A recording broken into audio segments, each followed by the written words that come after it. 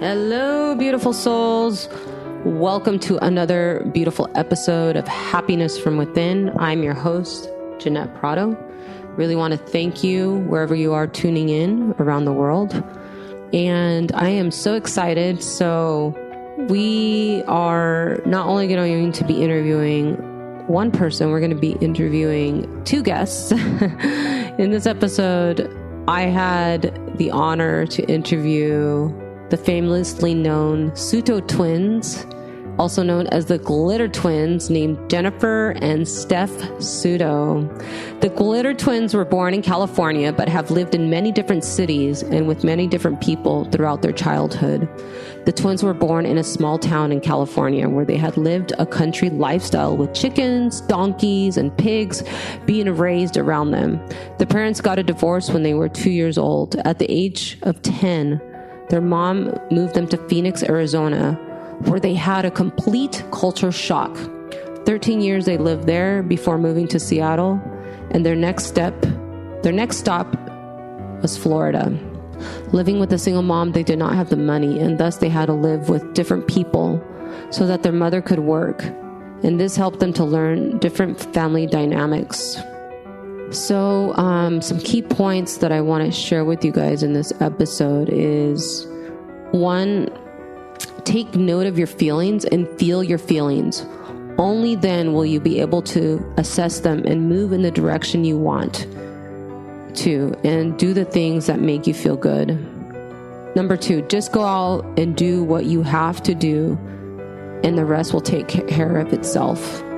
Like how the Glitter Twins went from broke for the Think and Rich and Grow event and ended up taking over the owner's social media and many others. Three, if you want to be truly happy, have conversations with yourself. In this episode, we go really deep. We go from talking to depression and overcoming depression. So I just really encourage you guys, grab your favorite cup of tea, maybe a green smoothie, water, and I just encourage you to sit back, relax, and join me on this beautiful interview with the beautiful Sutto Twins, and I'll catch you in the interview. Hello, everyone. Welcome to episode 17 of Happiness from Within. I am so ecstatic for these guests. I don't only have one person today, you guys. I have two amazing rock stars. And so just to give you a little background on these amazing young women, the Sutto Twins, also Jenifer and Steph Sutto. So these young women literally quit their jobs as waitresses in February, and they're like, we are out of here, and decided to take the route of entrepreneurship. And they've actually been traveling all over the United States. And I'm going to let them share more of their story, but basically they've been going to these amazing entrepreneur events, not only with just average people, we're talking like multimillionaires, and they're going to talk about these amazing connections that they've been having. So I have them on the line here. Hello, Sutto Twins. How are you? Hey, how's it going? Janet, thank you for having us. Yeah, we definitely, ever since we met you at Omar Elatar's event, we've been, following each other on social media. And I just want to say, I definitely admire how fast you've made progress with your podcast. Like you said, you've already done, episode number 17? That's crazy. Yes, thank you so much. It's such an honor to have you guys here. Excited to see even a year from now where you guys are going to be. So we might end up having to do a second interview. Yeah, let's do it. Let's do episode 100. Yeah, absolutely. So let's go ahead and jump in. Where are you guys from? So we were born in California, and we basically lived there for 10 years. We lived in a really small town, population of about 1,000 people. We had chickens, our neighbors had donkeys and pigs that they raised for like the local fair, like county fair and everything. And so it was a pretty like country town that we grew up in. And then when we were 10 years old, our mom actually, she moved us all to Phoenix, Arizona. And it was just a totally different culture change, honestly, because it was so much nicer out here. And we went to a school where it was kind of like more of like a rich kid school, and we were just kind of like taken aback, like, whoa, this is so different. But and then we grew up in Phoenix, lived here for, I don't know, 13 years. Yeah. And then we moved to Seattle for a year. And currently we're back in Phoenix for a bit. But next stop is Florida. So.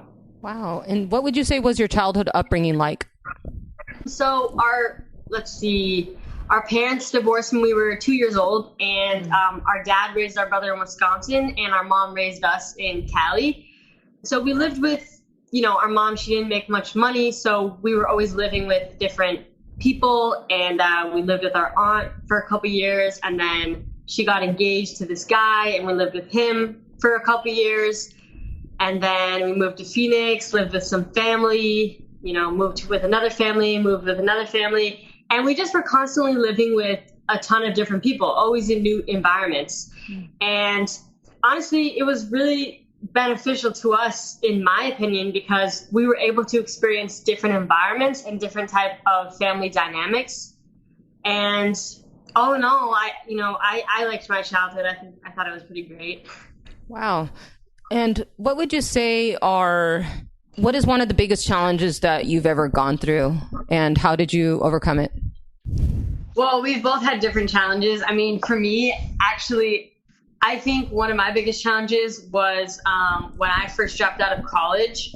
I had 1 year left, but I really didn't want to graduate. I wanted to be known as a college dropout.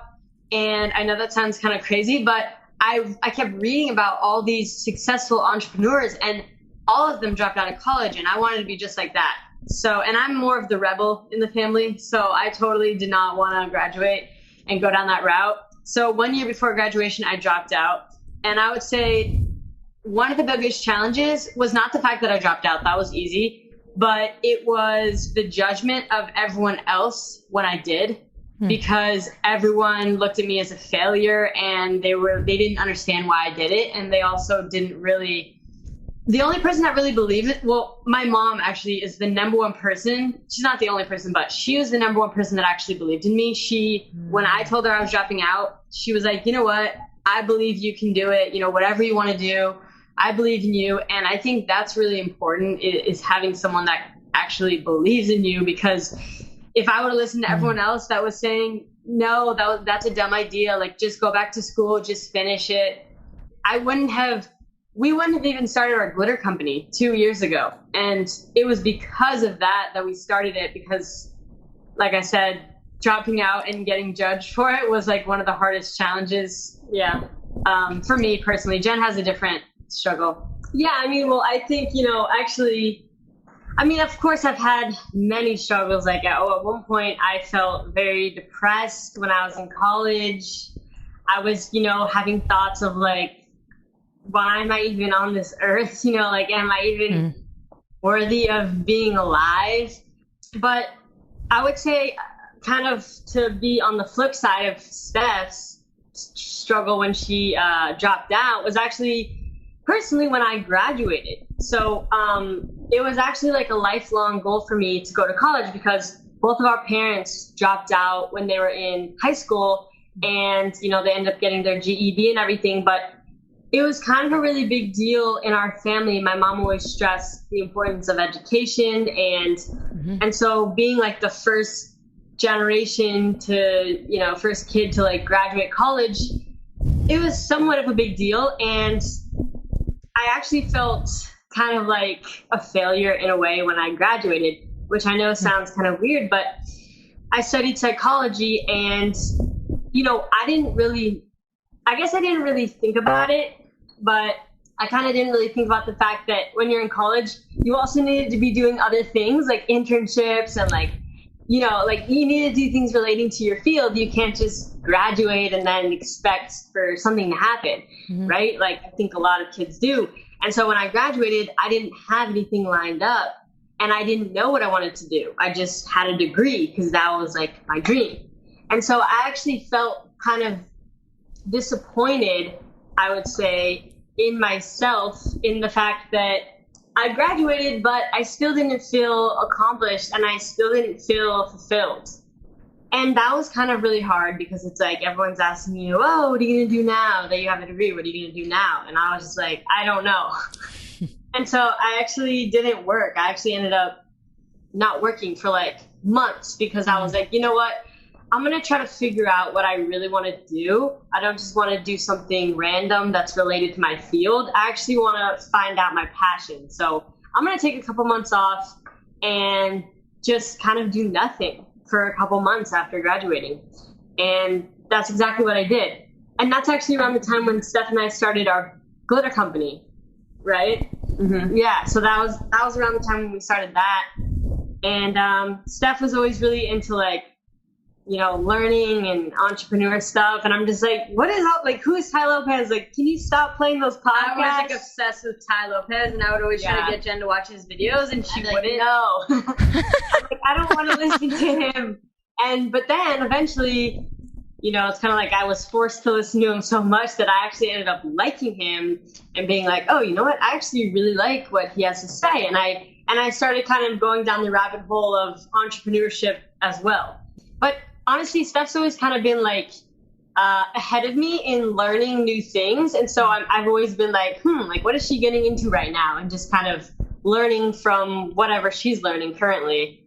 So, well, and the Ty Lopez course is what we took his social media course, and it's supposed to be designed to create your own marketing agency to then help other companies grow their business using social media. But I was like, I don't want to help another business grow their social media. I want to create a company, and like Jen and I should collaborate and create something together and grow our own social media. Instead of helping other companies, we don't even know if it'll work. So why don't we experiment? And Jen was really into makeup at the time. So I was like, Jen, you know what? Like, you figure out the business and I will do the social media. And that's what it was going to be in the beginning. It ended up being both of us doing everything. But in the beginning, it was just like, yeah, Jen, you create the business in the beauty industry, and then I'll do the social media. Oh, that's really interesting. So before we get into your company, I would like to just go back to this time you were talking about that you felt depressed. So in this country alone, there's actually over 60 million plus people that suffer with depression and anxiety. And I was just like, maybe there's that young woman, young man listening right now. Maybe they're going through that right now, trying to find themselves. What is one piece of advice that you could give to them to get through their depression, anxiety of like, or maybe trying to figure out what they're trying to do in life right now? That's a great question. Yeah, you know, during the time when I was feeling the most like at my lowest point emotionally and just in my feelings was when I was going to community college. And honestly, I really fed like my depression. Like I really fed it. I would listen to sad songs. I would think about bad things. Like I was just constantly just like getting myself deeper and deeper into feeling bad, you know, and I would just kind of like, you know, it's almost like addicting feeling bad. Like feeling good is addicting and feeling bad is also equally addicting. Absolutely. But I think that people that, you know, have gone through depression or things like that can relate. And so, it's just feeling sorry for yourself. And I would feel sorry for myself, and I would listen to sad songs, and I would be like, oh, this is so relatable. And, I would cry at night and whatever. And for me, what really helped was surrounding myself with loved ones. So surrounding myself with people who loved me and cared about me and brought me joy. And then just shifting my mindset. I think that really helped a lot because, you know, now I read a lot of books about mindset and just learning about the law of attraction and how you're the energy you put out, the thoughts and the feelings you put out is what you're going to get back. So if you're constantly feeding that negative cycle, you're constantly going to be getting bad things coming back to you. And so for me, what pulled me out of it was really just starting to think about things that made me feel happy and starting to do things that made me feel happy. And that includes, you know, hanging out with people that make you happy as well. Wow. I really love how I want to hear from Steph, but I wanted just to touch on a really important point that you said. You said about feeling your emotions, because society will tell us just numb it, don't express it. So I really like how you were saying about you were feeling sad, then you would listen to sad music because you would like embrace that part of yourself, and there was nothing wrong with that. And then you're like, okay, now it's time to start listening to positive stuff. So I think that's really powerful what you just shared. Thank you for sharing that. That's really powerful. What about you, Steph, if you don't mind sharing? Anything you want to share? I personally am kind of the opposite. We're actually, I always tell people we're like mirror image twins. So we're like, we have the same DNA. At least we started off with the same DNA. But at this point, we're pretty much the opposite. So for me, instead of getting sad, I'm more the type to get angry and irritated, and just, I feel the more high energy emotions, which anger is totally a high energy emotion. And so for me, like, I would feel like angry all the time. And what I used to do personally is numb it. So like you said, a lot of people numb. I would just smoke a lot of weed, like literally 24/7. I would take edibles to work, and I would just be constantly so high that I like felt relaxed. But what I didn't really realize was that it wasn't really like fixing anything. It was just masking the problem. And so, I mean, eventually because I would like smoke so much that my tongue started to actually, I didn't know what I had because I was too scared to go to the doctor, but my tongue got so bad that it was like, it was just, I don't even want to describe it in detail, but I couldn't eat anything because it was so bad. I had like mouth sores all over my tongue. Wow. And I got so scared that I cold turkey quit smoking. And I was like, I can't do this anymore. Wow. And once I did that, I was like, oh shoot, I'm still stuck with my high energy emotions. When was that? And that was like, that was actually after I dropped out of college, because I was still trying to figure my life out. And maybe I was probably 21, and I'm 24 now. And that's when I turned to going to the gym every single day. Because I remember they said, you know, if you want to create a habit, you should do something every single day for like, I think it was like either 30 or 60 days in a row. And I'm like, okay, well, I want to create the habit of going to the gym and working out every day. And I didn't really think much of it. I just thought going to the gym would be a good way for me to like release my energy and just like get my anger out. And what I didn't realize was it built up to be a habit of me just consistently looking forward to going to the gym every day. And it became kind of like a therapy, which I think a lot of people that are depressed, or even not depressed, but people that have either high anxiety, high anger, high emotions in general, if you go to the gym every single day, you will be surprised how therapeutic that is and how much that can literally change how you are as a person. It changes your mindset. Even though you're only really changing your body, you're changing your mindset as you're changing your body. And I think most people don't really work out enough. And for me, that was my secret. That was my key, is actually working out, and specifically lifting weights. Wow, wow. Thank you guys so much for opening up. Made you guys a little vulnerable there, but I really appreciate you sharing that. That's amazing. So it's funny. I would love for you guys to share with the audience, because I follow you guys on social media, and how you guys, I love how you guys go to the different gyms. Can you talk about that? The membership. You guys have to talk about it. It's so freaking hilarious. No, this is a hack. This is a gym hack. Look, if you don't go. Okay, so if you are like, I want to go to the gym, but you know, maybe you don't have a lot of money, or maybe you're like, I don't know what gym to go to.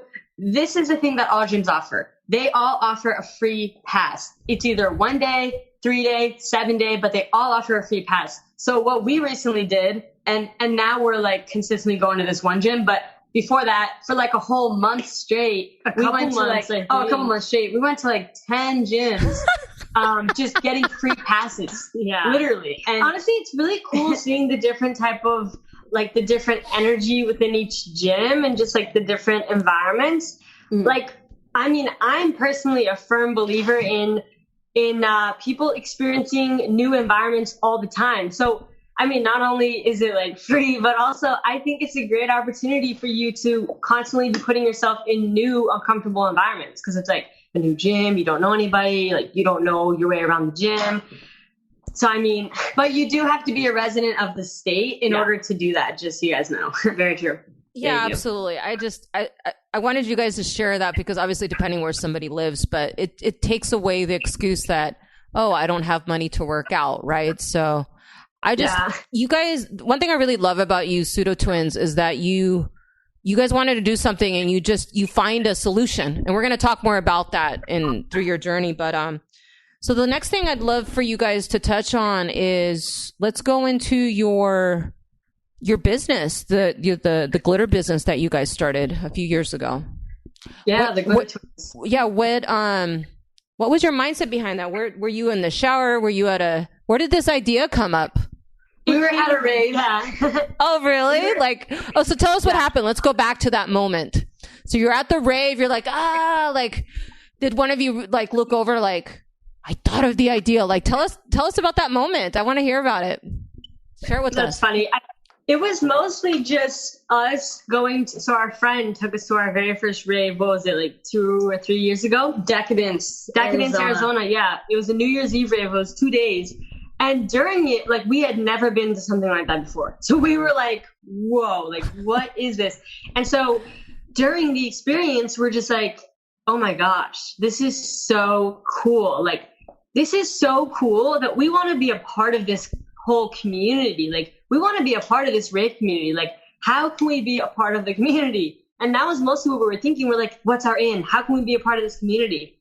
And, like all entrepreneurs, we realized, well, we need to solve a problem. And if we can solve a problem, then we can, have a business within this community and we can be in this community. So basically the problem that we solved was we were looking around and noticing that everyone was wearing glitter, which we're like, oh, that's so cool. We didn't really realize that people wore glitter so much at raves. But then we noticed halfway through, all of the glitter was falling off and they were starting to look bad. There was glitter everywhere. Yeah, it was looking bad. And we're like, oh no, they look so nice in the beginning. And so it was a small problem, but we thought, well, you know what if we could create some type of product that was, because people are using things that are not good for your skin to apply it, like hairspray, Vaseline, hair gel. We're like, what if we can create something that was good for your skin? It was all natural. It was vegan. And it was, maybe we can create some type of glitter gel that once you put it on and once it dries, it can last all night. And the main thing was cosmetic because we were using, when we first went to the rave, we used glitter from Target, just the cheap craft glitter is what it's called. And it was really heavy on our face and it kind of got itchy. And we didn't realize that there's actually a thing called cosmetic glitter, which is actually really high quality and it's really light. You can hardly feel it on your face. And so and that's why, if you go to the normal store, like Target, Walmart, you won't be able to find cosmetic glitter there. It's a lot more expensive and it's kind of a different caliber. But to preface what Jen was saying was before we went to that rave, we had been thinking in our mind that we wanted to do some sort of business together. So we had already it was already in our heads that we wanted to start a business, but that rave was just what was the catalyst to us thinking this is a community. And then thinking that was what problem can we solve? And then just seeing what the problem was. Wow, that's really powerful what you guys just shared about what is the problem that we can solve. Because would you guys agree, ultimately in the end, it's not about, yes, you can have a high quality product, but it's what is it's in the person's mind, well, what's in it for me, right? So that's really powerful what you guys just shared. So tell us more about the glitter company. So you said it's vegan. Where can people find your glitter products? Do you have a factory that makes these? Is this something you guys hand make or let's dive a little bit more into your glitter. So we make the glitter gel ourselves. Oh, awesome. Obviously, the actual glitter, we get it from a supplier that's here in the U.S. Okay. And we're actually friends with the owners of the company. Oh, wow. But, and so we make the glitter gel ourselves because we found that a lot of other companies that sell glitter gel, there's a lot of chemicals in them. And we wanted to minimize that. And so we don't have any chemicals in ours. Jen is actually the one she's the one who's mixing it. She's the one who creates it. And it's so mostly awesome. The ratio of what, Jen? Cosmetic glitter? Cosmetic grade glitter. And then most of it is 100% pure aloe vera gel. And really? So, wow. Yeah. Yeah, it's mostly aloe vera, which is why it's safe for your face. And most people aren't allergic to aloe vera, so it works out pretty well. And there's no scent or anything. We did experiment with trying to do scents, but that experiment, we learned quickly, like, okay, it irritated some people's skin. We're not going to do that. Yeah. That's great. And how is that going? Like your sales, like how is it? Are you guys? Yeah. So basically what we do is we kind of structure it. Like if you know what Supreme is, Supreme, it's like a really... No, I don't know what that is. Tell the audience, what is that, Supreme? Okay. So Supreme, we kind of model our glitter company after them.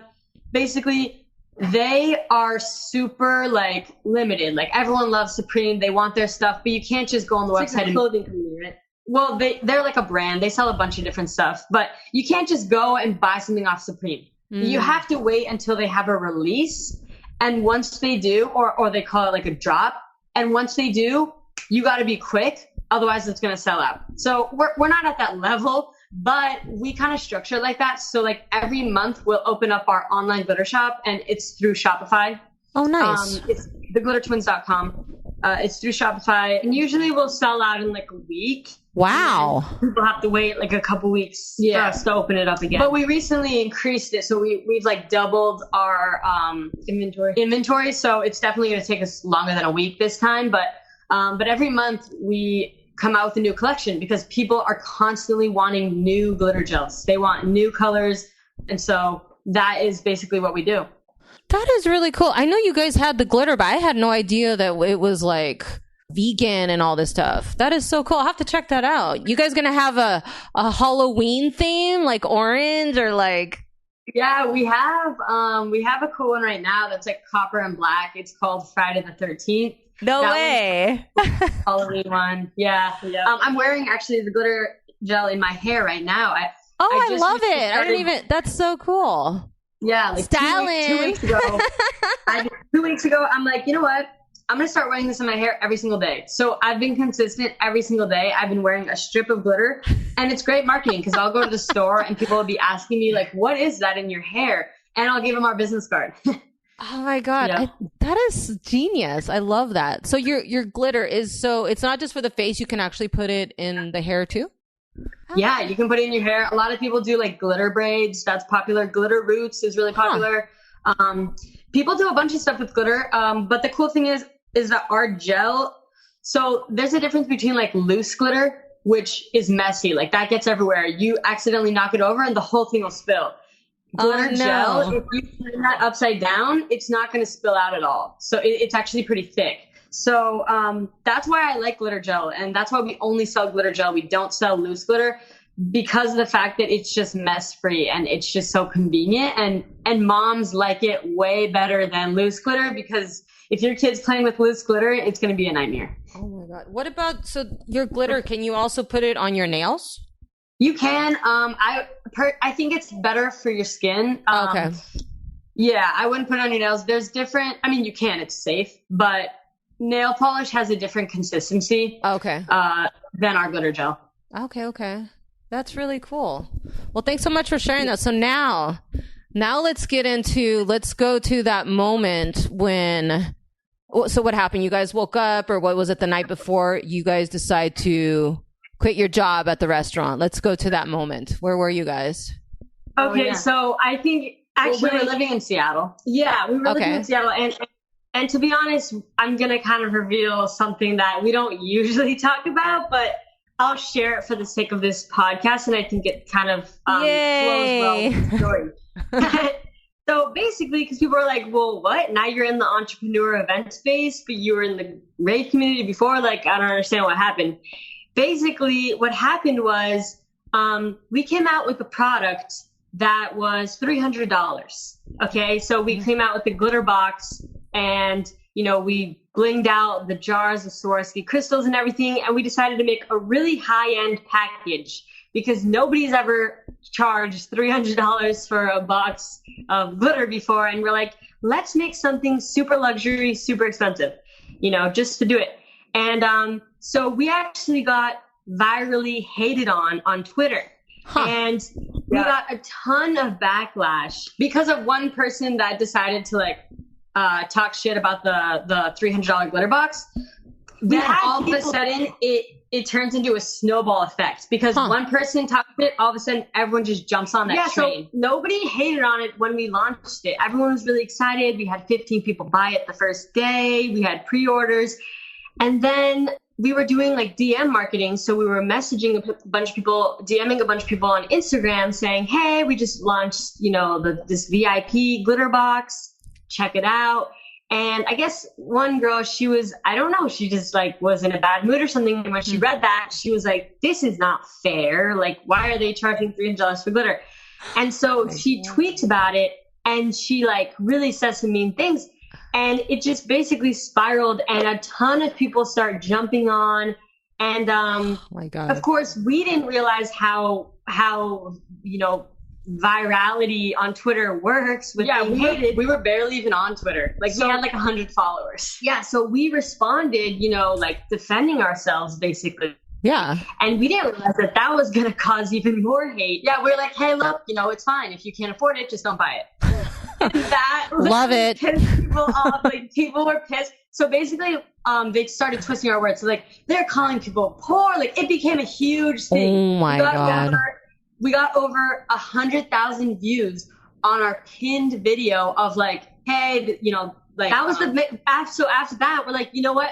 Let's explain to these people why it's $300. So we made a whole video explaining our product, the reasoning behind it, why it's $300 and everything. And we uploaded it to Twitter. And then of course, like, I don't know why we thought that would maybe calm people down and it would work, but it didn't. And people got even more upset. And they were just criticizing us for the littlest bit, like, oh, she sounds like this, and just hating on the dumbest thing. We were drinking Dasani water, and they're like, the Glitter Twins drink Dasani. Oh my God. Yeah, so everything we did was bad. So we were like, oh my gosh. Like, and honestly, it really did take a toll on us in the beginning. We, we were very like hurt emotionally, and we were offended, and, we couldn't sleep at night. Like we literally couldn't sleep because all these negative comments were just running through our brain. Yeah. And we felt like we literally felt like bad people for a little bit of time. Uh-huh. And so we're like, okay, you know what? And, people will call us out. They're like, we're going to report you, even though we didn't do anything bad. They're like, you guys don't know how to run a business. And that really offended us. So we're like, you know what? Let's start going to some entrepreneur events and let's learn how to run our business more successfully. Interesting. Because maybe these people have a point, it's like criticism. Yeah, you could just either ignore it or you could just get offended. But ideally, if you can kind of take what they say constructively and think, okay, well, how can I kind of like turn this around? We thought, well, you know what, if we can actually learn how to run a business better, then, maybe that'll be more beneficial for us and people won't hate us. So we started going to, we went to the 10X Growth Conference in Miami from Grant Cardone in February. Oh, really? Year. Wow. Okay. Yeah. And from there, we actually bought, I don't know if you know who Russell Brunson is. Yes, absolutely. Yes. Yeah. Okay. So he was selling this package for like $3,000 and it included a ticket to his event a week later in Nashville called Funnel Hacking Live. Yes. So then we went to that, and we were just feeling so motivated and inspired. And by the way, we were servers at a restaurant during this point, so of course we had to be like requesting off all this stuff. Yeah. And of course our boss was like, really? Another conference? You guys just went to one like last week? Yeah. And so after that conference, it was like a 3-day or 5-day or something like that. And we came back and we were like, wow, we feel so inspired. And honestly, we feel like we can do it. Like, we feel like we can make this happen for ourselves because we were making money with the glitter business, but we were putting it all back into the business to grow it more. But we thought, you know what? We could really even 10X our business. And so we're like, we need more time. So actually we recorded this too. And sometimes we show it on stage when we speak, but yeah. Steph is quitting our job for us because we worked at the same job. We called up our boss and quit literally on the spot without giving 2 weeks. And she was like, you know what? I really wish you guys would have given me 2-week notice, but I believe in you guys and I support you. And actually, she knows our mom as well. And so she was, we were pretty close with our boss. And so we were like, wow, that means a lot. Like if our own boss, who we kind of screwed over, could be like supportive of the fact that we're quitting on her, we didn't exactly know what we even wanted to do. We just knew that we wanted to do something and be full-time entrepreneurs. And so, the fact that she believed in us was really huge. And so shout out to Miwa if she's watching this, but wow. Yeah. So then we're like, okay, we quit our jobs. We're super excited. And then a couple days later, we're like, oh my God, like we quit our jobs and we start getting really stressed out. And, and I think probably some entrepreneurs can relate to this, that feeling where you're like, okay, I need to make things happen now, And so we're like, all right, let's just do things that are going to move the needle forward. And so we thought, well, you know what, because we wanted the glitter business, but we also really loved the entrepreneur event space. And we're like, we really want to be a part of this community now as well. Mm-hmm. So what problem can we solve in this community? So we start flying out to a bunch of conferences all over the U.S., like multiple a week, like Washington, D.C., Salt Lake City. Yeah, like everywhere.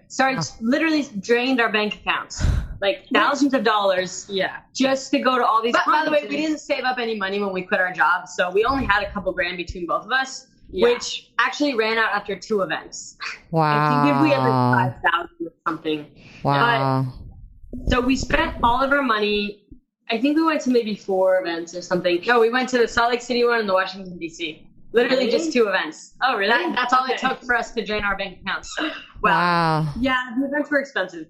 And so we went to those and we were like, okay, you know what? We just drained our bank accounts and we still don't know what we want to do. Like, let's figure this out. So we're in our Seattle apartment and we're just brainstorming and we decide, okay, well, what works with the Glitter Twins? Why were we never ran ads. We never did like influencer marketing. How were we able to make like tens of thousands of dollars organically? And we remembered, we used to go to a lot of raves. And what we would do is we would actually put glitter on everyone that we met. And then we would film a video with them and we would tag them and they would repost it. And all their friends would see us on their Instagram story. Yeah. And next thing you know, people would start coming up to us because we had a totem that said the Glitter Twins. And they would start being like, hey, you're the Glitter Twins. I saw you guys on Instagram. Wow. And everyone became like popular. And so in like the rave community. And so we're like, you know what? Let's do something similar. Well, it got to be with the point where we're like, okay, we kind of need someone to be like filming this because there's people that are randomly running up to us like all excited, like, oh my God, it's the Glitter Twins. And just their reaction, we can't capture it fast enough.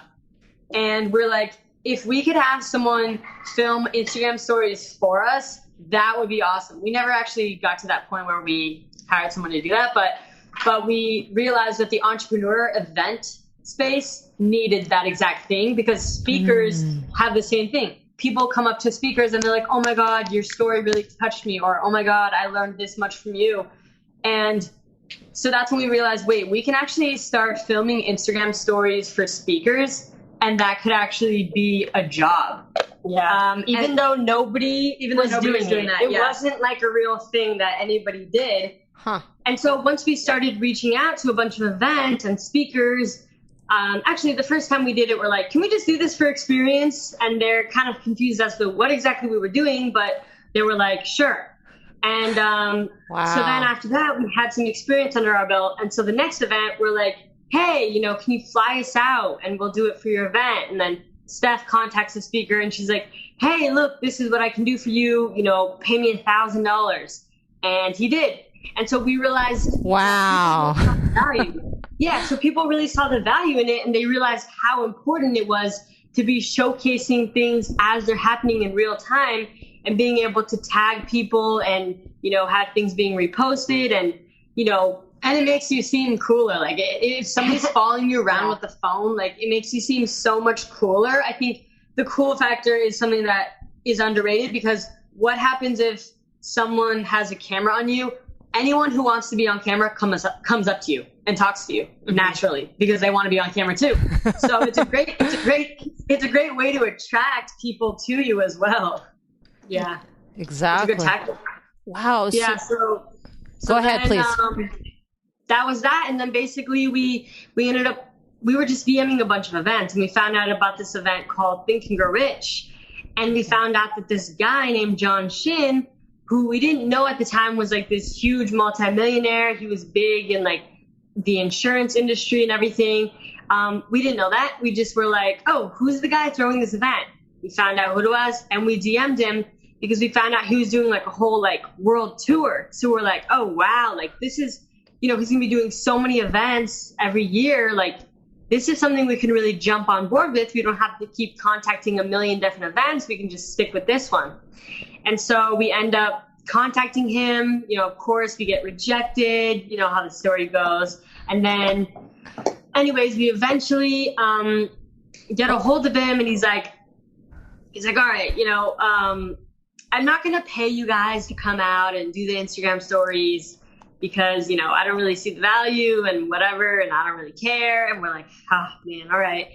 He's like, but you know what? If you guys sell like 10 tickets to my event, because I need help with ticket sales, then I'll give you guys like one of the $2,000 VIP tickets for free, which means you can have lunch and dinner with him for 2 days, which we're like, okay, well, we can sell him in person, and we can sell him on the importance of what we do and get him to hire us for all of his events.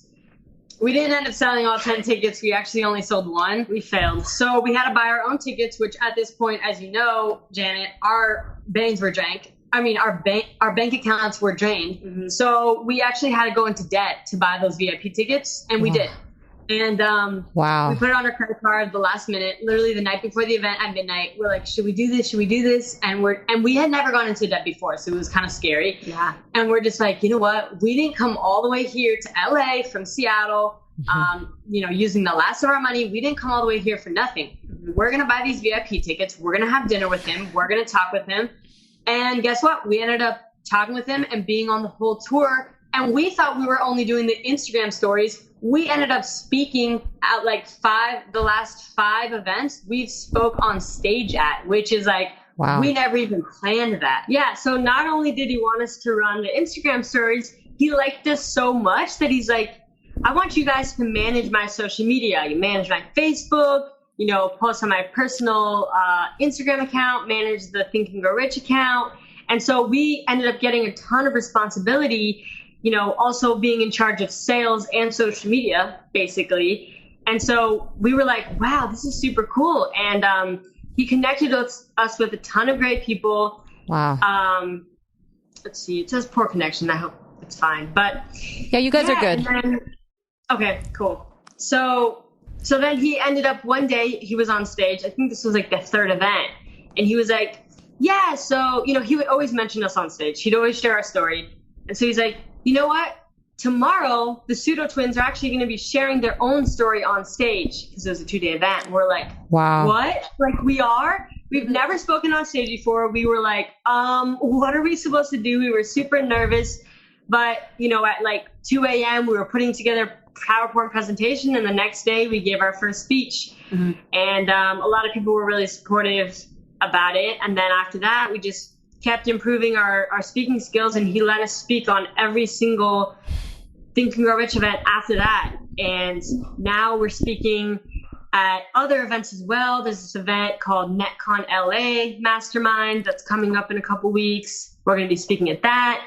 And so we just started getting all these other speaking opportunities as well. And what I like about it the most is that we get to represent like women as entrepreneurs, because as you know, there really aren't many women entrepreneurs that are out there speaking. And it's kind of disappointing in my opinion. And I know there's a lot of amazing women out there. It's just, for some reason, still a male dominated space. And so I think to be able to represent women that are doing things and that are making moves is probably my favorite part, and hopefully able to inspire other women as well. Wow. Wow. Love it. That's so amazing. Congratulations.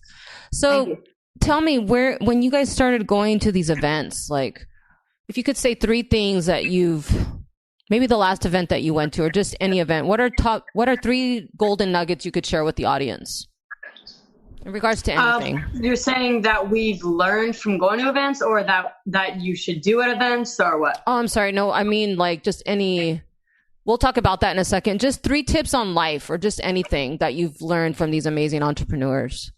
I mean, I would say for one thing that I've really noticed is that the top people, like the speakers or maybe VIP people, they network a lot. Like they really go around and they meet everybody at the event because they know the value of connection, of real face-to-face human connection. And one thing I think both of us have learned from going to events is that it's not even really about, the speaker on stage and what they're talking about and what you can learn from that, which obviously you can learn a lot. And it's always great experience to learn new things from speakers. But I think it's really just the connections that you make at the events. And I really understood, I started to realize the value of networking.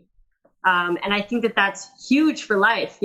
All these opportunities start to come up because of networking. In fact, we're actually in a book called One Habit, and it's compiled of 100 of the happiest achievers on the planet, is what it says. And it's a habit from 100 different people. And we were actually able to be in the book because of us networking and meeting this guy named Eric Swanson, who he actually just had us speaking at his event. But he reached out to the author of this book and he said, "Hey, I know you guys are, almost finishing up this book, but you guys absolutely need to have the Sutto twins in your book."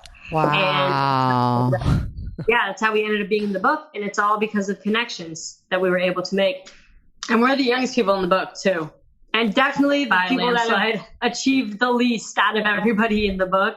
But, it's always good. They say, you should be the dumbest person in the room. You should be, the least accomplished, because then you can only learn from everybody else. Yeah. And so that was one thing. Do you have 2 other things? I can say one as well. I would say for me, since we have gone to a lot of events, I would say what I see most people doing that is kind of screwing them over is the fact that they're not following up with the people that they did meet at the events. Because it's easy to just say hi and sure, go around and meet everyone. But what happens the next day? And if you never follow up with them again, well, then it was almost kind of like you met them for nothing. So it was like, you don't just meet people just to meet people. You don't just network to network. You have to have a purpose. Like, figure out what they do. How can you collaborate? And then follow up with them literally immediately after the event, like message them and try to work on something together, because that's what entrepreneurship is all about. It's about collaborating and creating. And if all you're doing is just shaking a bunch of hands and saying hi to people, networking at that level is pointless. Networking at a higher level where you're actually going to do business together in the future, that's where all the magic starts to happen. I mean, it's like we met you and now we're on your podcast. We stayed in contact. Now we're doing a podcast together, so there we go.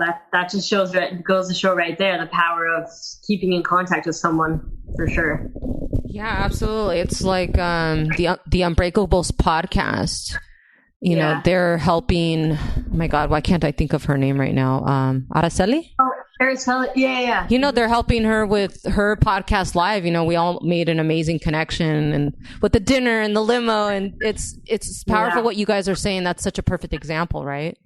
And wow, that's really powerful. I have another question for you guys. You guys learning from these entrepreneurs, what would you say is the importance of having a why versus chasing after the money? That's actually a good question. I think that whys are a lot more, it's like something deep rooted within yourself. It's like, that's kind of like your purpose in a way. Like it's like your drive. And, money, I mean, obviously you can definitely be money motivated. And you know what, actually, one thing that a lot of successful entrepreneurs, because we had the privilege of being able to hang out with, a lot of multimillionaires and meeting them. And one thing that they tend to say a lot is that in the beginning, they were mostly just after the money. Like in the beginning, they really were just after the money. But once they got the money, they realized, oh, it's actually not really about the money. It's now about a greater purpose. It's now about helping others and giving back and them having a deeper reason, a deeper purpose for doing what they do. Because, once you start to get to a certain level, money really isn't going to be, it's kind of like money. Well, once you have it, how are you supposed to be motivated by that? But if you have a why, if you have a purpose, you can pretty much always be motivated by that, because it's, no matter how successful you get, it's never really going to change. Wow. Yeah, I agree with that 100%. And I also think that just listening to like these bigger people that already have the money, because it obviously when you don't have money, then obviously money is like, you can be motivated by money. You really can. But once you have it, then everyone will tell you that you have to kind of change your motivation, because at that point you kind of already have, once you reach a certain level, you already have enough. But for them, it's like getting other people to make money can sometimes be a motivator as well. And people kind of demonize money, but I think that money is a great tool, because it's not even about like the money, but it's about what you do with the money. Mm-hmm. So you should definitely be motivated to get money to then do something with it. Mm-hmm. So just like looking a little bit past, well, once I do get the money, what is the motivation? What am I going to do with it? Because it's what are you going to do with it? Because there's so many different things you can do. True. Wow, that's amazing. And from these amazing entrepreneurs, multimillionaires that you guys have met, what would you say, what does it take to endure to go to the other side, would you say? Oh, to be very successful? Yes. That's actually a really good question. I think one thing that a lot of the multimillionaires that we've met, a lot of them have in common is the fact that they just don't give up, even when like shit hits the fan and all of a sudden things get really hard and maybe everyone just stops believing in you and all of a sudden you're just like, is this even worth it anymore? They've all persisted when that has happened. And all of them have gone through extreme adversity. A lot of them had been bullied growing up in school. A lot of them weren't the most popular, weren't the most attractive, weren't the smartest, but they were the people that persisted the most. And what we've learned is it's actually the people that don't give up, because most people will give up. They just will. I've given up so many times on so many different things that I've done. Like, I can't even count how many times I've given up. And people that are really, really successful do not give up, because they literally are so laser focused on their goal that nothing gets in their way. Yeah, I mean, we almost quit the Glitter Twins several times, but that was something that we firmly believed in. So we've always persisted, and we've always been like, okay, this is kind of a struggle right now, but we're going to keep going. Yeah, we've almost gotten sued. Like, we've had to change our name. I mean, there's been a lot of stuff that we've had to go through. Coachella almost sued us. Yeah. Just like a lot of... Really? Wow. Yeah. So a lot of things that happen that you're just like, oh man, this is really just like a stab to the heart right now. And you don't want to have to deal with it. And you just like want it to go away, but you have to just go through it. You have to figure out, it's like The Obstacle is the Way, that book by Ryan Holiday. The obstacle really is the way to get to the next level.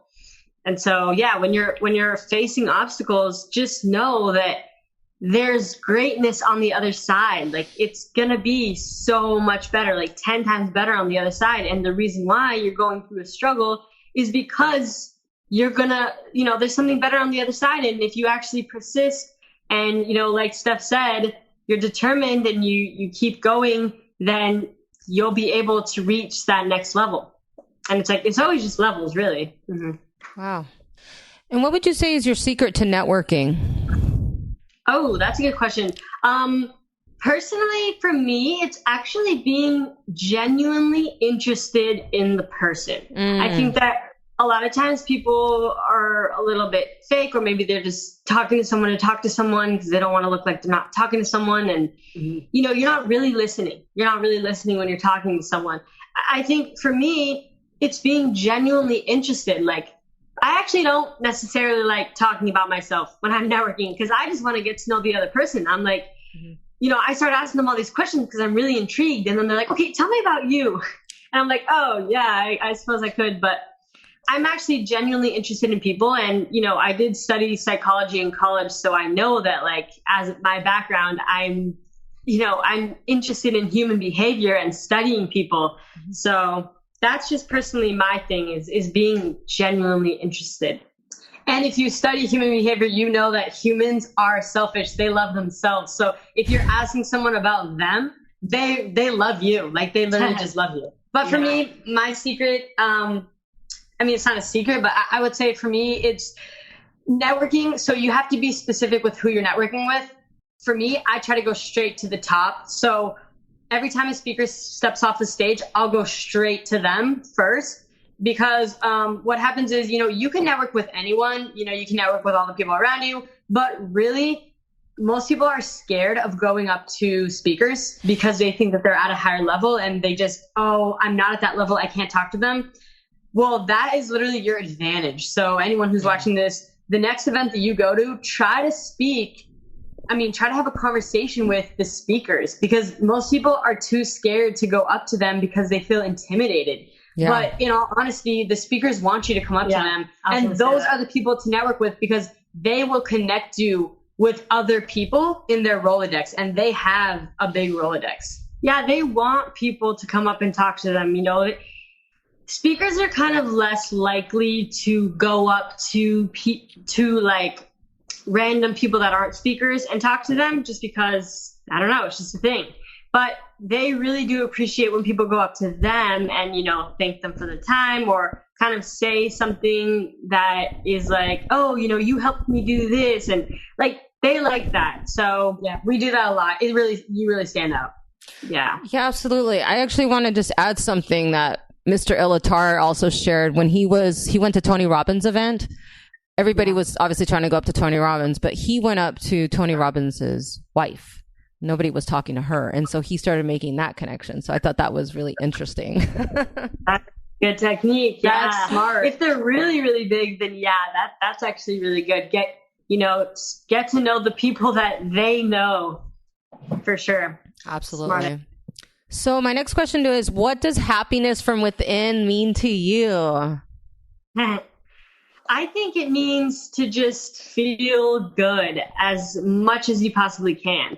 Happiness is a choice, and, you know, you can choose to be sad or you can choose to be happy. And, you know, sometimes we get kind of sad and, you know, we're in a mood for no apparent reason.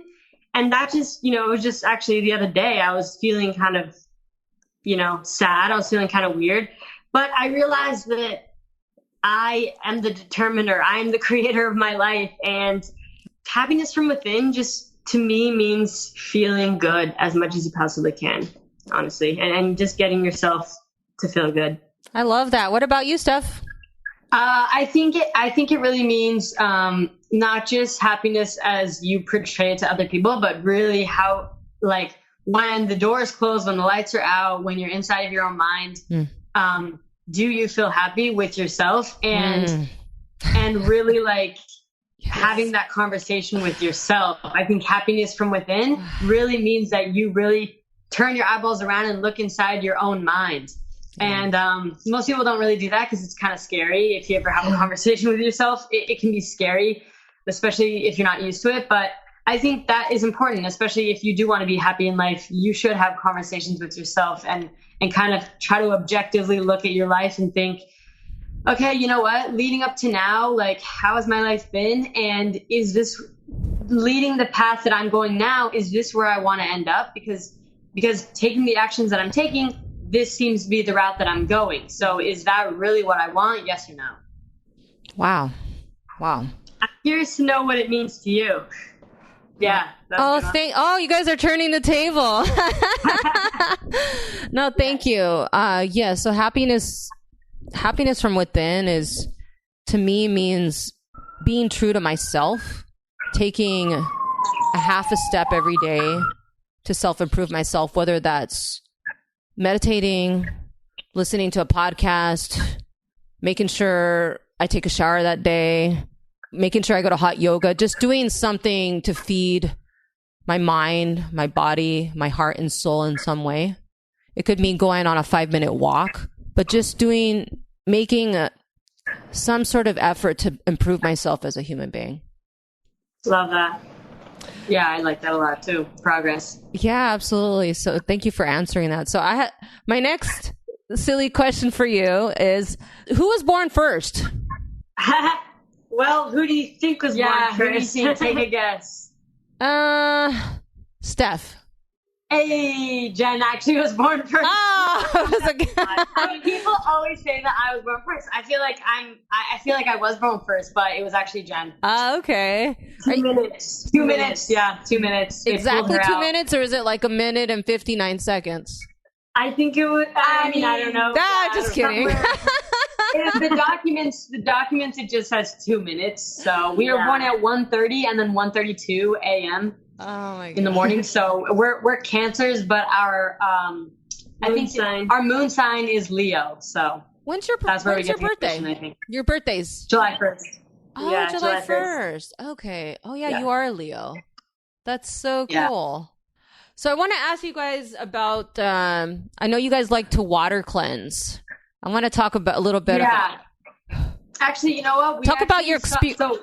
Go ahead. Well, we stopped doing that. I was going to say. That's okay. Yeah, could you talk about your experience that you've had in doing a 24-hour cleanse? Yeah, but we did do it. I think, well, Jen did it. Jen jumped on the train after me, but I think I did it for like 5 weeks. And I did it I did it 32 hours, once a week for 32 hours. And for like 5 weeks in a row. And that was an interesting experience. I had never really fasted like that before. And it was like I started off with like a juice cleanse. And then I'm like, I want to make it more intense. And so then I just did only water. And apparently I was doing it wrong because I wasn't like, so basically I didn't research it before I did it. But, but it did help me. I mean, you would be surprised how much time you spend eating. Not just eating, but preparing the food, thinking about what you're going to eat. Like, you would be surprised how much time human beings spend just on food. And you realize you really don't need, food to survive. Like, at one point you get hungry around like 5 o'clock. Well, Jen, you need food to survive. No, I mean, you need food to survive. You need food to survive. Oh my God. I didn't mean that. You really don't need food to survive, quote by Jen. Oh my God. Died 10 days later. No, but I think it was mostly for us like a mental breakthrough type of thing. Like we realized that we were capable of doing hard things. Yeah, it was just a challenge. It was like we were telling ourselves, okay, we can do this. We can go a day. I actually did a 2-day water fast. That was actually extremely hard. Yeah. But like just mentally telling yourself, okay, mind over matter, we can do this. Yeah, it's totally a mindset thing. It's more mindset than body because after a while you stop feeling hungry, but you don't really. It is your mind totally like playing games on you, and, But you want a good challenge? Try to water fast for 32 hours. Good job. You water fast, right?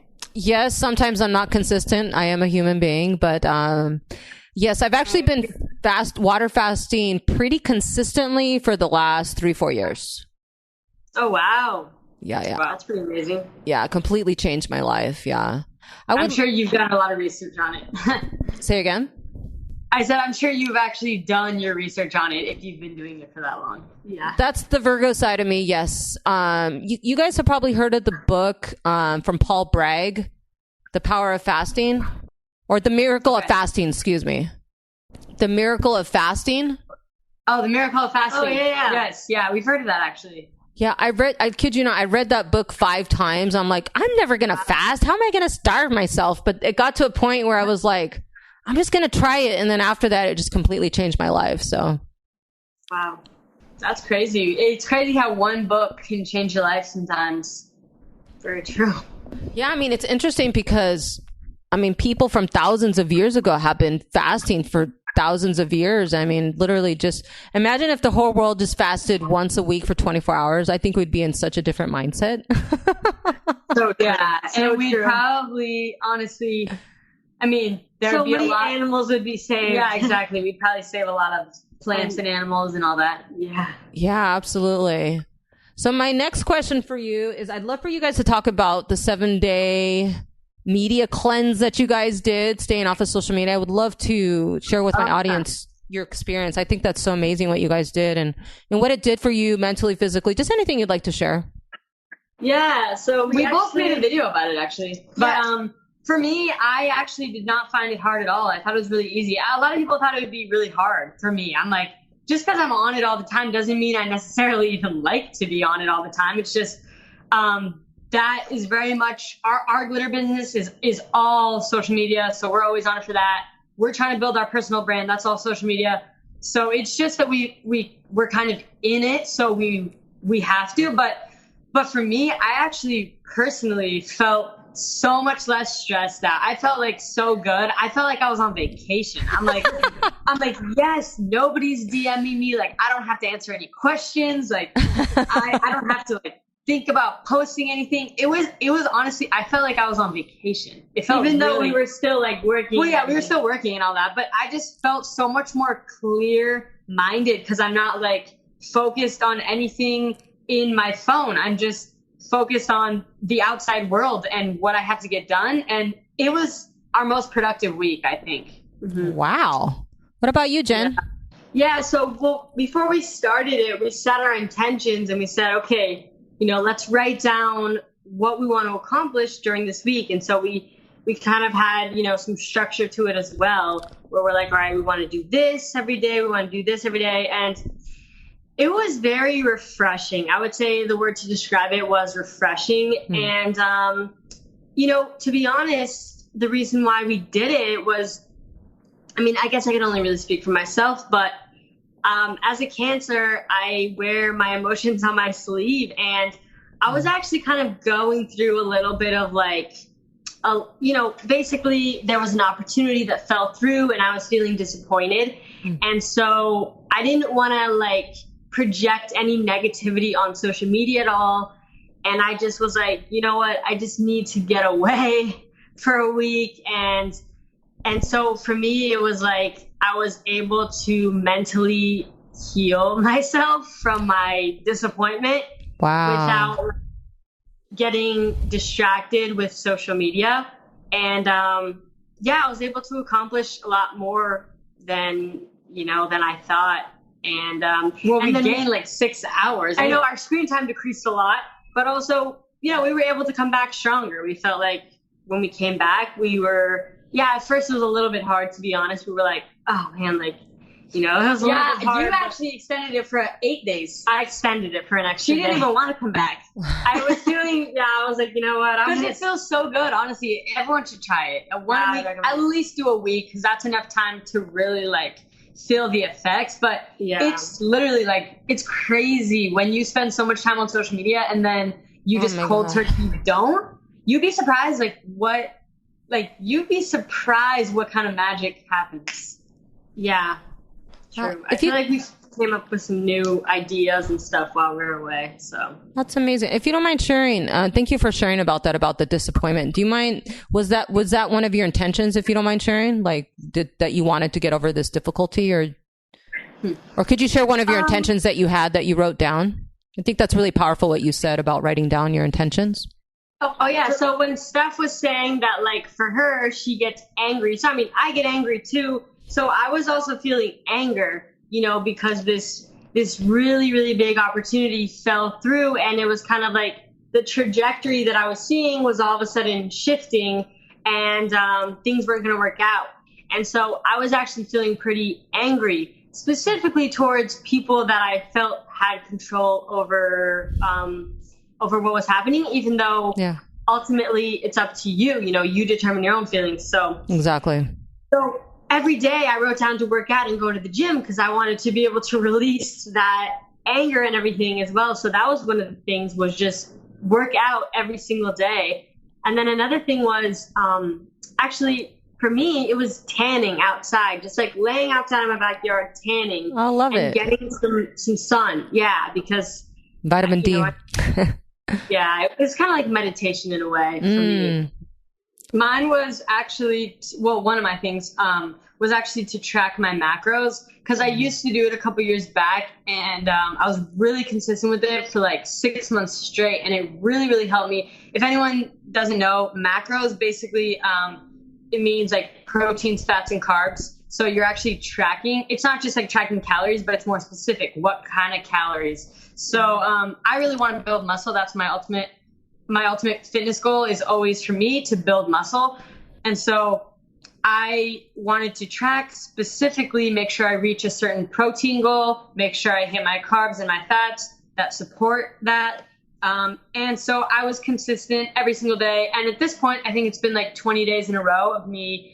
I just continued it. So of me tracking my macros, and that literally means weighing out my food and like actually tracking it. Yeah. Every single thing that I eat, which might seem a little bit meticulous, but to be honest, it really helps me keep track of what I'm eating and making sure that I'm actually getting the right amount of nutrients as well. No, absolutely. It's not meticulous at all. It's like what you guys were sharing earlier. When you have a goal, when you really want to do something, you do whatever it takes. So yeah, absolutely. Wow. So I have a few more questions and then we'll wrap up. This has just been a really awesome interview. I'm like just so like pumped up right now. I'm really learning a lot from you guys. So thank you guys so much for sharing. Thanks for having us. Yeah. Yeah, absolutely. What are 3 words that describe you? Go, Jen. Ooh. You first. Ooh. Okay. I would say confident, ambitious, and energetic. Go, Steph. Don't even think about it. Wow. Go. 3 words that describe you. Okay. High energy, motivated, and friendly. I love that. That's great. So my next question for you is, what are some goals you guys are working on? Like what, goals for the next year? Like, I know you guys are doing your events, but just anything you'd like to share. Maybe 3 goals that you have. 3 goals. Wow. 3 goals. For me, my number one priority, I don't think people talk about this enough, but because everyone's always focused on like the money part, but my number one priority is my health. Like for me, I actually value my health over if you guys follow Ty Lopez, he always says there's 4 pillars in life: health, wealth, love, and happiness. Absolutely. And for me, I value health as my number one priority. So my goal is to be consistently working out every single day because I do have enough energy to work out every day, and to build a lot more muscle than I have now. And so I haven't written down an exact amount of like pounds that I want to gain as far as muscle, but I do know like that I can gain muscle pretty I actually have really good genetics for that. Like our parents, they look really good. They're both really healthy. So for me, like that's my number one thing is gaining muscle and just being stronger. That's awesome. And then the second one is to create a community for our glitter company, because we really built it as a personal brand to focus on us. Like we're the people behind the company, because most people don't even do that. But now we want to take it to the next level, which is, okay, forget about us. Everyone knows that we're behind the company. Now we want to showcase everyone that is a part of our movement. We want to create a movement. And that is going back to what you said, Janet, about having a purpose and having a why. So that's our next huge thing that we're really working on with our glitter business, is just making it focused on our customers instead of ourselves. And that is going to take a lot of work because, there's a lot of things that go into that. Really creating a community. How do you actually create a community? And I would say those are my top 2. My third one is we're going to be moving soon. We still don't have everything planned out with that. But my third goal is once we do move, to have a whole studio set up so we can not only be doing podcasts, but also be recording a lot of video content and just busting out more content than we even do now, which, we already do a lot, but we have a big goals for creating a lot more content. That's amazing. Yeah. What about you, Jen? It can be any goal. It can be in health. It can be finance, just anything you'd like to share. Any goals. Yeah. So actually, it's funny because she stole my goal. Which one? But I'll say it again. I'll say it kind of in my way, which was moving. So I've been wanting to move to Florida actually since I was in high school. And so my goal is to move out to Florida. And like she said, build our own studio in our apartment, video studio. And so that's one goal. And then my other one is to actually manage like 3 VAs. I want 3 virtual assistants that help, like one with like video editing and others with like, now I'm just thinking about all my goals and I'm like, oh man, I have a lot, but start a YouTube channel is another goal. And then currently we're on TikTok and we're actually being consulted by this guy named Michael.consulting on Instagram. Oh, wow. And he's pretty amazing. He's like probably one of the smartest people I've ever met in my life. And he knows so much about social media, and he's become a really good friend and mentor to both of us. And so he's been helping us grow our TikTok accounts, and we just really started working with him about a week ago. And actually one of my videos went viral and got 2 million views. Oh my God. Congratulations. Wow. Thank you. Yeah. So that's a lot of people, Jen. What was that? That's a lot of people.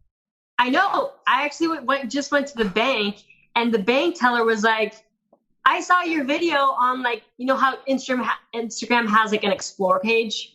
Well, on TikTok, it's called the For You page. And he's like, I saw your video on the For You page. I was like, oh my God. Wow. Yeah. So my goal is to have 1 million followers on TikTok. I know that'll take some time, but that's so cool. I'm not familiar with TikTok. Can you explain to our audience, maybe those that don't know what TikTok is? Is that an app or something? Yeah, it's totally like a Generation Z app. So we're honestly feeling like we're pretty old on the app. There's a lot of young people, but it's one of the fastest growing social media apps. It's grown even faster than Snapchat has, and it's only been around for like a year. Really?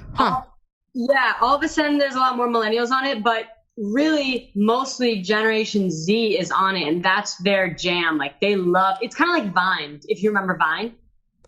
What's the name of it? I couldn't hear you. Vine. Oh, yes, I remember. App. Yeah. Yeah, it's kind of like that, in a way. I mean, Vine died out, but yeah, TikTok, actually, its parent company is based in China, and they actually bought out Musical.ly, the app Musical.ly, and they combined it with TikTok.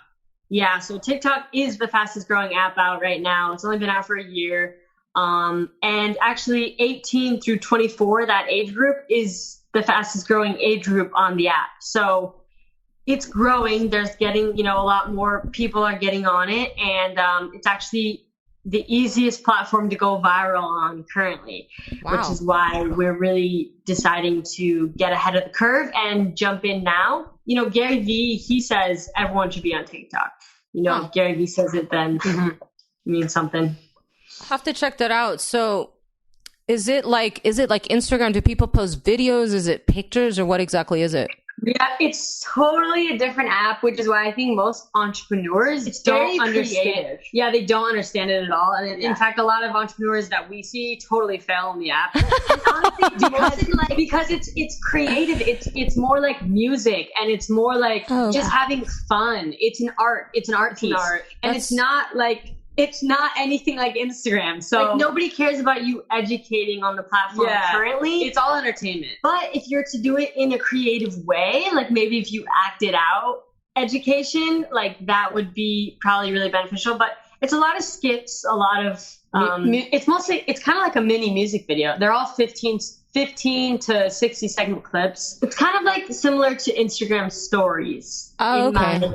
You post Instagram stories on your page, basically. But it's highly edited and you really have to play around with it. I mean, there's a lot to it, and we don't want to just tell everyone to just start posting on there. Well, I say actually download it and just go on the For You page and just watch content for hours. Yeah. That's how we really understood the culture of the app. Because we were like, whoa, this is totally different. But once you understand the culture of the app, then all you have to do is figure out your niche and who you want your target audience to be, and then go from there. And in fact, if you want, and anybody watching this, you can reach out to us on Facebook or Instagram. Our friend who consults for us, who I told you is like a genius, he runs this TikTok Facebook group called TikTok Marketing Secrets. Huh. And we're actually... It's a closed group, so you have to request to join. He made us moderators so we can accept people, which is really cool. Watch out. Yeah. Told so many people about it. Yeah, but there's like 1,000 people in the group. It's a really good one. Like literally we can't... If you're close with TikTok, like corporate, we can't accept you into the group because they don't want people like knowing that people know this kind of information. So it's like that kind of level information. It's not like basic. It's like literally advanced techniques, the algorithm and strategy and all that. Yeah. So DM us. I mean, we're on Instagram, Jenifer Sutto, Steph Sutto. If you find one of us, you can find both of us. Yeah. Sutto. That's how you spell our last name. Yeah. And our Glitter Twins page is the Glitter Twins, by the way. Yeah, absolutely. And the links and stuff are definitely going to be below. So, awesome. So what is my last question for you, awesome Sutto Twins, is if you can each respond, what is your favorite quote or maybe a word that you are embracing in your life? It could be a quote or word. Okay. So I would say for me, it's, abundance. So I really love the book, The Secret. And I love learning about the law of attraction and how to attract abundance into your life. And so the word abundance for me is a really powerful word. And it's just knowing that there's an abundance of everything in this world. And it's really all about your mindset. It's about having an abundance mindset and just believing that you can really do and have anything that you want. And I really love that word, abundance. And she got her mom reading The Secret, by the way. No way. That's so cool. Oh my gosh. Our mom was like, Jenifer, I'm feeling a calling to buy 15 books of The Secret and I'm going to give them out. So I bought her 15 books of The Secret because she was like feeling this calling to get 15 books. So she's going to give them out, which is really nice. That's amazing how you guys are motivating your mom. I think that's beautiful. What about you, Steph? What quote or word kind of resonates with you? I'm going to give the quote that I said in my high school yearbook. Go for it. Which was, we graduated in 2013. So that was how long ago? I don't even know the math. Oh my God. You guys are so young. You're so cute. Go ahead. 6 years ago. Oh, it was only 6 years? Wow. Anyway, oh my God, my quote so was funny. by, if you ever saw the movie Joe Dirt. Yes. Oh, yeah, you saw it. It's a hilarious movie. But the quote is, life's a garden, dig it. And that was literally my high school quote. And I still live by that today. Like, for the most part, my end goal, like, I just want to have a fun, adventurous life. Like, I'm not trying to have a complicated life. For me, it doesn't take much for me to be happy. Like, I want to live a simple life. And so, like, for me, life's a garden, dig it, just really means, like, just enjoy your life. Like, no matter where you're at in life, that doesn't even matter what level. For me, I've always been, for the most part, happy with my life, even when I'm like not even making any money. I'm still, because your emotions don't have to reflect like how much money you're making or where you're at in life. You can still choose to be happy no matter what. So for me, I think that's my quote is no matter what, choose to feel happy. Wow. So perfect for the podcast, Happiness from Within, right? Yeah, totally fitting. So Sutto Twins, is there any words of advice about anything in life that you would like to leave with the audience? Anything that just resonates in your heart right now?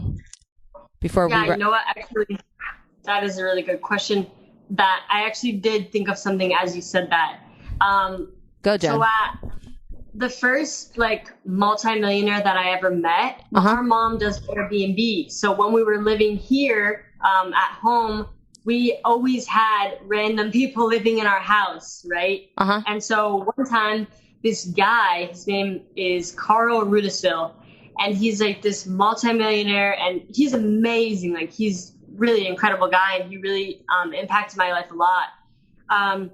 But one piece of advice that he gave me, he stayed at our house. He was an Airbnb guest, and he could afford hotels and stuff, but he doesn't have like a wife or anything, and he likes human connection. So he wanted to do Airbnb for that reason. But that's so cool. But we got to talking, and we ended up having a conversation for 7 hours straight. We were sitting, you know, at the dinner table just conversating for literally 7 hours. And wow, he's very wise.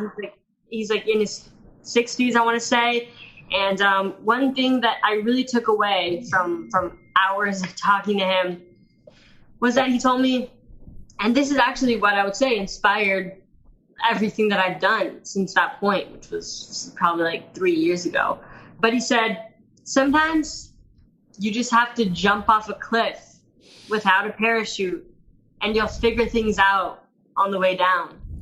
And I was just like, whoa, like, are you serious? Like, why would I jump off a cliff without a parachute and figure things out? Like, that sounds stressful and scary. But, you know, he said, that's how you need to take risks. You just need to take risks, and you need to jump off a cliff, even though you don't know what's going to be happening, what the outcome is going to be. So I would say anybody listening in, if you're thinking about doing something, or, you know, maybe something seems a little bit scary for you, but you want to take that leap, but you don't know if you're ready and the timing's not perfect, my best advice is to just do it, because you'll figure things out along the way. And trust me, it'll be worth it.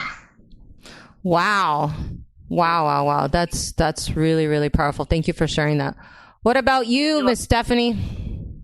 I was going to say, you know, I actually really agree with that. And I think I want to just hop on that, because taking risks, like, basically, yeah, like Jen said, when we really quit our jobs, like, for good, we didn't just quit our jobs as a server knowing that we can always go back. We actually we said, you know what, from this moment on, we're never going to have a regular job again. Like, we're going to create our own destiny, our own lives. We're going to be entrepreneurs. We're going to create our own jobs. And we shook on it. And that really meant something to us. And that was a huge risk, because, you know, especially when, like, you don't necessarily even have anything going for you, you just have your belief, it can be really hard to justify taking big risks. And I mean, like, we've taken really big risks, like financially. Like I told you, when we went into debt just to buy VIP tickets for an event. Crazy. And we've taken a lot of crazy risks, and sometimes they don't pay off. But the times that they do, it's like, oh my God, we just leveled up. And it's like a level up every time that a risk pays off. And the bigger of a risk you take, the more chances for a reward. So I would say take even bigger risks than you're planning. So if you're thinking about, oh, maybe I'm going to take this risk, but you're on the fence about it, if you decide, you know what, I'm going to take an even bigger risk, then it's like, don't even bother, like, thinking about it. If you're going to take a big risk, just go all in with all confidence, because what's going to happen when you come out of that, whether good or bad, is you're going to be a lot stronger, and you're going to have a lot more lessons that you've learned that you would have taken years to figure out not taking any risk. It would have taken you so much time, but you can really cut the learning curve if you take bigger risks. And that's what Grant Cardone says all the time. And we follow Grant a lot as well. I really like what you said, though. I never heard it put that way, where you said the bigger risk that you take, the bigger the reward. I like that. That's really cool. Yeah, it's true. It's totally true. Wow, Sutto Twins, I'm so blown away. Thank you so much for having us. Yeah, this is probably one of my favorite podcasts that I've been on. And we've been on, like, probably 15 at this point. My God, that means so much. Thank you so much. Yeah. Wow, Sutto Twins. I really appreciate you guys, and definitely look forward to continuing to connect with you guys. I'm sure I'll be seeing you in LA sometime in the future soon. Yes. And I just want to add one more thing. I remember when we were at the event of The Passionate Few, and we were having dinner, and we said from 10 years from this date that we were going to all gather together at a table. I look forward to that moment with you guys and the rest of the... That's going to be crazy. That'll be cool. See where everyone is at. Like, that's really exciting. The Passionate Few reunion. Yeah. So I'm just putting that out there. I see all of us from that group, that tight group that we were in, that in 10 years from now, we're going to be like, do you remember when we went to the first Passionate Few event? It's going to be like the 100th one, right? Wow. No, but yeah, that's going to be really awesome. So anyway, Sutto Twins, Jenifer and Steph, I really appreciate you guys, really from my heart to yours. Really appreciate you awesome ladies. And I just wish you a great rest of your day. Thank you so much for having us. We really appreciate it, Janet. Yeah, we appreciate it. All right. Have a really awesome day. All right. Thank you. Thank you. Bye for now. Peace. Bye. Hello, beautiful souls. Well, that is a wrap. Really want to thank you so much for taking time out of your schedule to listen to this beautiful episode. I would definitely recommend for you to follow the Sutto Twins. I'm going to include the links below. If you want to follow me, you can follow me at Happiness From Within now. I'll include the link for that below. And I just want you guys to know that, again, that I really, really appreciate you. I know we're going through a difficult time right now as a world, and just want you to guys know that I'm here for you. I am personally just on a mission to, helping to lift the vibration of this world, helping one individual at a time coming out of the darkness and into the light.